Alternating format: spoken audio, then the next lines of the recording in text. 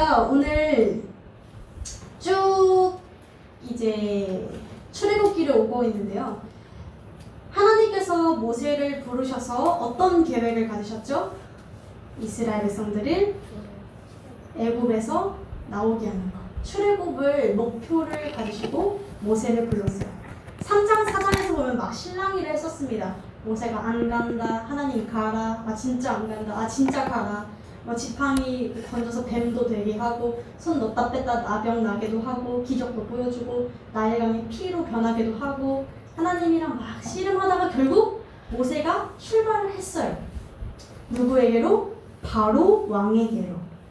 이스라엘 백성들을 노예에서 해방시키려면 누구랑 1대1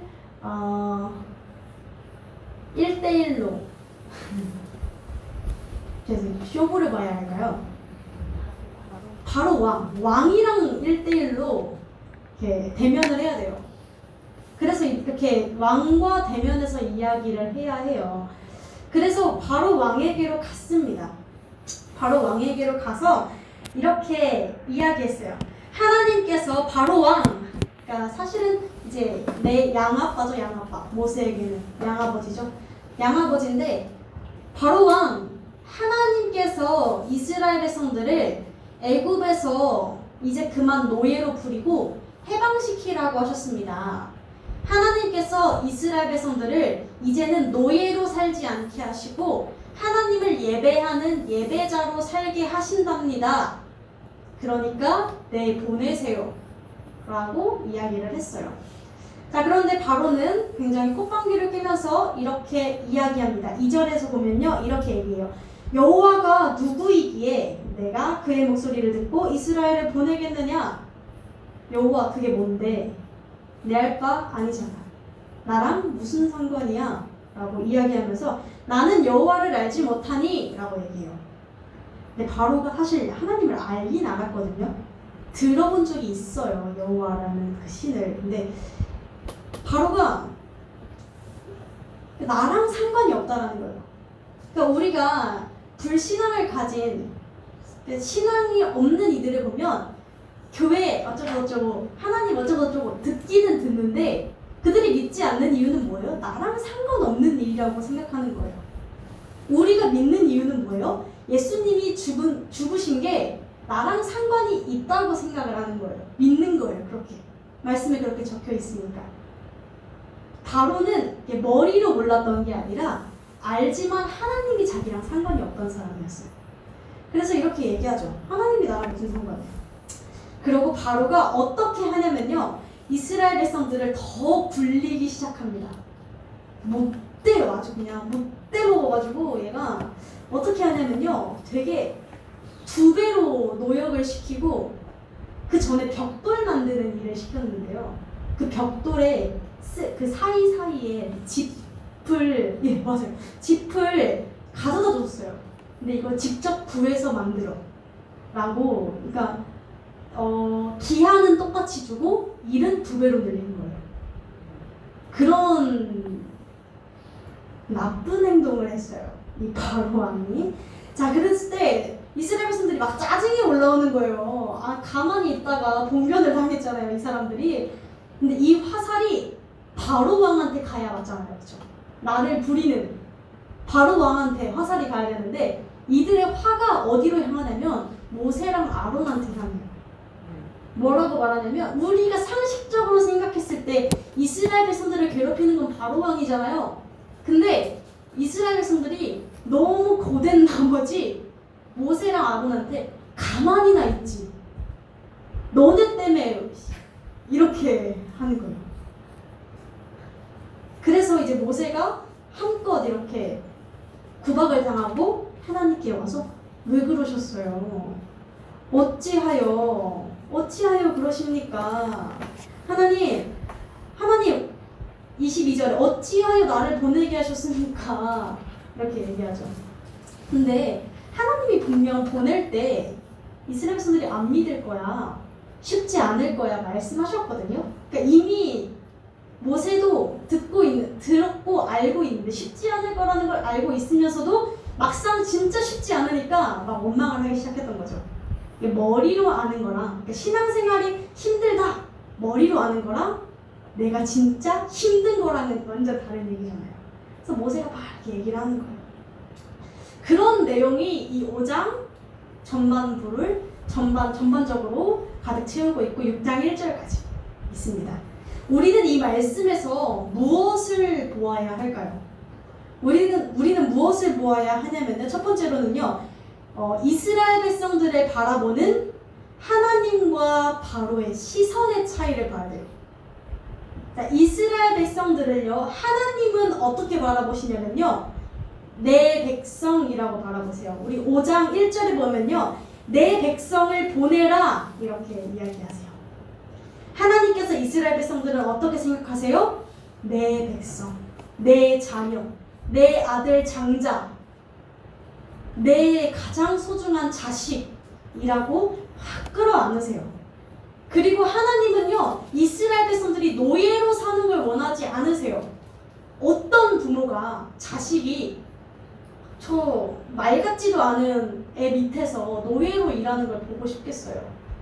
그게 아니라 집으로 들어와서 함께 기뻐하고 예배하고 하나님을 찬양하기를 원하셨어요.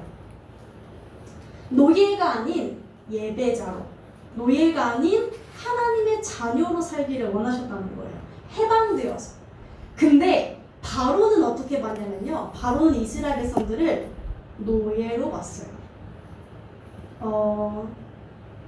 내가 공짜로 부릴 수 있는 인력으로 봤어요. 그러니까 바로는 모세한테 그런 거죠. 말 같지도 않은 소리 하지만 60만 명을 데리고 나가면 노예들을 다 데리고 나가면 바로가 왕이잖아요. 그 애국을 다스려야 되는데 공짜 인력으로 저기 막 피라미드도 지어야 되고요. 저기 뭐 모두 막 지어야 되고 성도 지어야 되고 쌓아야 하는데 이 공짜 인력이 사라지면 자기한테 너무 손해인 거예요. 사람이 아니라 내가 부릴 수 있는 도구로 봤어요. 바로는 이스라엘 백성들을. 자, 그래서 굉장히 신기한 게 있어요. 바로는 이스라엘 백성들을 직통으로 괴롭히지 않아요. 바로는 이스라엘 백성들을 직접 가서 자기가 때리지 않아요. 바로 왕은요, 어떻게 이스라엘 백성들을 압박하냐면요, 그 사회 구조를요, 압박하는 구조로 만들어요. 어떻게 하는 줄 아세요? 바로 왕은 애굽의 관리들을 막 쪼아대요. 자, 그러면 애굽의 관리들은 이스라엘 관리들을 쪼아대요. 자, 그러면 이스라엘 관리들은요, 자기가 살려고 동족 더 연약한 이스라엘 백성들을 쪼아대기 시작하는 거예요. 내리갈굼이죠. 이게 진짜 무서운 게 군대에서도, 저는 군대를 가보지 않았지만 주변에 이런 이야기들을 들어보면 내리갈굼이 그렇게 무섭대요. 예를 들어 병장이, 가장 군대에서 높은 게 병장이잖아요. 직업군인들 제외하고 간부들 제외하고 병장이 제일 높은데 이등병이 사고를 쳤어요. 엊그제 막 들어온 신입이 사고를 쳤어요. 그럼 병장은 이등병을 가서 때리지 않아요. 어떻게 하는 줄 아세요? 맞선임을 때려요. 아니면 상병을 때려요. 내 바로 밑에. 그러면은 이 상병이 가만히 있다가 저 사람 잘못으로 내가 혼났으니까 열이 받아서 그 밑에 애를 때려요. 그럼 그 밑에 애는 더 화가 나서 이렇게 내리갈굼을 하는 거죠. 이게 힘의 논리로 움직이는 구조예요. 힘의 논리로. 바로가 이걸 사용해서 이스라엘 백성들을 죽어라 괴롭힙니다. 내리갈굼으로. 자, 그런데 우리가 물론 이 시대와 지금 수천 년이라는 시간이 흘렀어요. 시대는 바뀌었고요. 역사는 달라졌죠. 그러나 우리는요, 여전히 이 내리갈굼이 얼마나 우리에게 익숙한지 몰라요. 이 내리갈굼, 이 사회 구조, 전체적인 구조 안에서 강한 자가 약한 자를 힘으로 누르고 자신의 욕구를 이루기 위해서, 자신의 욕구를 충족시키기 위해서 나보다 연약한 사람들을 부리고 더 연약한 사람들을 부리고 더 연약한 사람들의 힘과 돈을 빼앗는 일들이 우리 사회에 얼마나 만연한 줄 몰라요, 우리는. 이게 권력이 지배하는 세상, 힘이 지배하는 세상, 물질이 지배하는 세상, 더 많은 물질을 가진 이들이 더 적은 물질을 가진 이들을 다스리고요. 더 많은 권력을 가진 이들이 더 권력이 적은 이들을 다스리게 되어 있어요. 바로 왕이 아닐 뿐이지 우리는 여전히 그런 세상 속에서 그게 너무 익숙해요. 자연스러워요. 왜? 내가 더 성공했으니까 사람을 부리는 것 뿐이에요. 내가 더 물질이 많으니까 더 물질이 없는 사람들을 부리는 것 뿐이에요. 그렇게 그냥 사회 구조에 젖어 들어가서 살고 있어요. 하나님의 나라의 원리는요, 이 모든 것들을 다 뒤집어 엎어버려요. 하나님 나라의 원리는 지배가 아니라 돌봄이에요. 하나님 나라의 원리는 압박과 강요가 아니라 사랑과 섬김이에요. 이게 얼마나 이상적인 얘기고 이게 얼마나 말이 안 되는 얘기인 줄 몰라요. 사랑과 섬김으로 사람들을 컨트롤할 수 있다고 생각하세요? 아니요. 쉽지 않아요. 우리가 이런 이야기들을 사회복지학과에 다니고 또 사회복지사를 하시는 분들이 이렇게 얘기해요. 나는 사랑과 섬김으로 분명 그런 좋은 마음들로 했는데 결과가 그렇게 좋지 않다라는 거예요. 사랑과 섬김으로 뭔가 할 수 있을 줄 알았는데 내가 사랑을 주면 먹고 튀어버리대요. 내가 섬김을 주면 나를 만만하게 본대요. 내가 헌신을 하면 내가 화도 못 내는 사람인 줄 안대요. 우리는 그러니까 어떻게 해요? 강하게, 더 세게, 만만하게 보이지 않기 위해서, 먹튀 당하지 않기 위해서 나를 더 단단하게 만들어요. 나의 물질을, 나의 안정을, 나의 권력을 무시받고 싶지 않아서요.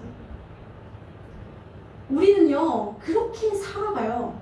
우리가 이것들을 하나하나 인식하지 못했을 뿐이지 그 세상 속에서 우리는 너무나 익숙하게 살아가고 있다는 거예요. 자, 그런데 되게 아이러니한 것은요, 이스라엘 백성들의 반응이에요. 이스라엘 백성들은요, 어떻게 얘기하냐면요, 우리 아까도 얘기했듯이 나를 괴롭히는 바로를 탓해야 하잖아요. 그렇죠? 그렇죠? 그게 맞죠? 근데 이스라엘 백성들은요, 바로 왕에게 가서 이렇게 얘기해요. 나는 당신의 백성입니다. 당신의 종을 괴롭히지 마소서. 이렇게 얘기해요. 자발적으로 노예가 돼요. 어떤 모습이에요? 힘의 논리 안에서, 권력의 논리 안에서 무기력해져가는 모습이에요. 세상 사람들 다 그렇게 살아. 세상 사람들 사랑 웃기는 소리 하지 말라고 해. 다 그냥 내 거 챙기고 사는 거야. 내 가족 먹여 살려고 사는 거야. 남들한테 시선 돌리 그렇게까지 해야 돼. 다 그렇게 안 해. 다 그렇게 살아. 그냥 먹고 살려고 사는 거야. 우리는요, 하나님을 믿는다고 하면서 한 번도 하나님의 통치 원리에 대해서 고민하지 않아요. 하나님을 믿는다고 하면서 하나님의 나라를 꿈꾼다고 하면서 여전히 애굽이 다스리던 방식에서 너무나 익숙해요. 그게 나만 괴롭힘 당하지 않으면 돼요. 이스라엘 백성들과 그 당시 바로 관리들이 모두 다 어떤 생각했는 줄 알아요? 내리갈굼하면서 나만 아니면 되지. 내가 얘 갈구면 나보다 약한 애들 갈궈서 내가 덜 힘들면 되지. 다 그 생각하면서 살았어요. 어떻게든 살아보려고 그런 거예요. 살아보려고. 다만 그들은 전혀 생각하지 못했어요. 하나님의 통치 원리를. 우리는 하나님의 나라를 꿈꾸는 사람들이잖아요. 적어도 여기 계신 분들은 천국을 꿈꾸고 하나님의 나라를 꿈꾸고 하나님과 동행하기를 꿈꾸는 분들인데 우리는 여전히 월요일부터 토요일까지 하나님의 통치 원리를 한 번도 생각을 안 한다라는 거예요. 생각을 하다가도 어쩔 수 없지. 세상이 그런데. 말이 좋아서 그렇지. 세상을 몰라서 하는 얘기야. 살아봐. 다 그렇게 돼.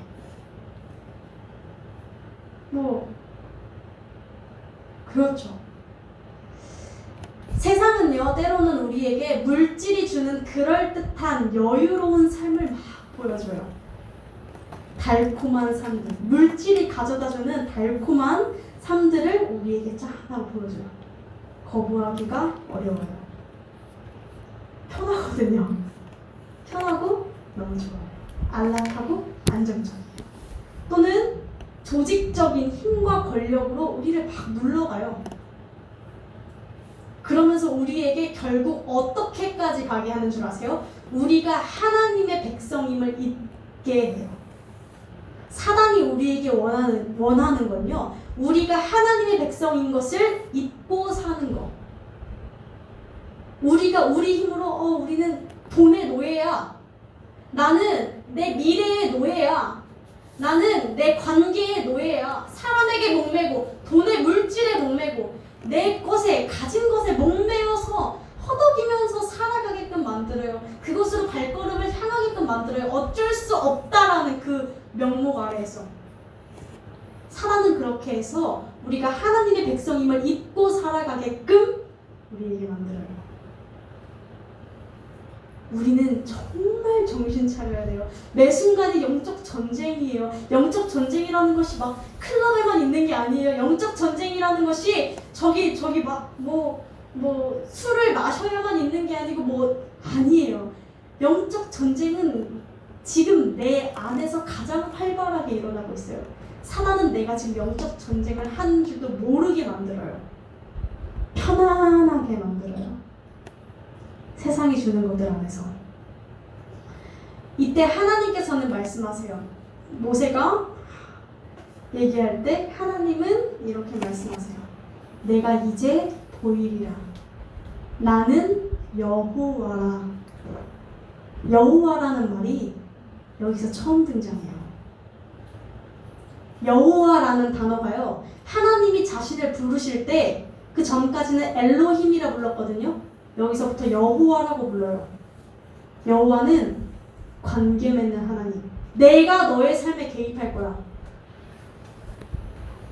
이제 봐봐.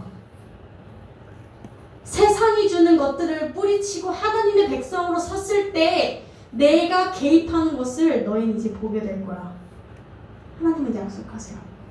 우리는 그걸 봐야죠. 하나님이 내 삶에 개입하시는 걸, 하나님이 내 삶에서 역사하시는 걸 봐야죠. 그래서 하나님이 세상이 주는 것들을 뿌리치고 계속해서 하나님으로 어떻게든 나아가려고 몸부림쳐야죠. 우리는 그거 하는 사람들이에요. 죽을 때까지. 우리가 이 시간 다시 한 번 더 기도하기를 원합니다. 이 시간 기도하실 때요, 우리가 기도하고자 하는 것은요, 자각하기를 원해요. 내가 세상이 주는 것들 안에서 빠져있지 않은지, 하나님의 백성으로 살고 있는지, 돈의 노예로 살고 있는지, 하나님의 백성으로 살고 있는지, 사람의 눈치를 보며 노예로 살고 있는지, 사람에게 목매면서, 제가 그러거든요, 관계, 사랑, 그 안에서 주는 안정적인 것들. 이 사람들이 떠나면 내가 죽을 것 같아요? 아니요. 하나님이 나를 안 떠나셔서 난 죽지 않아요. 우리는 근데 사람이 떠나면 죽을 것처럼 굴어요. 돈이 없으면 죽을 것처럼 굴어요. 우리는요, 그것들을 자각하고 살아야 돼요. 하나님이 나를 살리시고 예수가 나를 살리는 거예요. 우리가 그것들을 기도하며 나아가기를 원합니다. 하나님, 내 삶에 개입하셔서 역사해 주세요. 하나님, 내 삶에 개입하셔서 하나님이 일하시는 것들을 보게 하세요. 세상이 주는 그런 것들이 아니라 하나님의 백성으로 오로지 주님만 바라보고 설 때 주님이 내 삶에서 일하시고 주님이 내 삶에서 역사하시며 주님이 내 삶에 개입하시는 담대함으로 살아갈 수 있도록 우리 한 시간 함께 주여 삼창하시고 기도하시겠습니다. 주여